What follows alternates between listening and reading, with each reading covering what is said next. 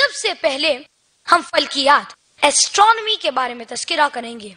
35 سے 40 سال پہلے کچھ سائنسدانوں نے تخلیق کائنات کریشن آف دا یونیورس کے موضوع پر اپنی تحقیقات پیش کی اور کہا کہ ہماری کائنات سب سے پہلے ایک بڑا سا گولا پرائمری نیبولا تھی، اس کے بعد ایک بڑا دھماکہ بگ بینگ کے ذریعے علیحدہ ہوئی اور وجود میں آئی کہکشائیں، گیلیکسیز، ستارے، سیارے، چاند، سورج اور یہ زمین جس پر ہم رہتے ہیں، اسے سائنسدانوں نے کہا بگ بینگ، بڑا دھماکہ۔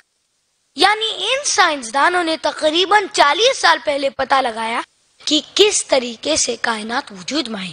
قرآن مجید میں اس کا ذکر 1400 سال پہلے موجود ہے۔ قرآن مجید میں اللہ سبحانہ وتعالی سورہ انبیاء سورہ نمبر 21 آیت نمبر 30 میں فرماتے ہیں اَوَلَمْ يَرَ الَّذِينَ كَفَرُوا أَنَّ السَّمَاوَاتِ وَالْأَرْضَ كَانَتَا رَتْقًا فَفَتَقْنَاهُمَا وَجَعَلْنَا مِنَ الْمَاءِ كُلَّ شَيْءٍ حَيٍّ أَفَلَا يُؤْمِنُونَ۔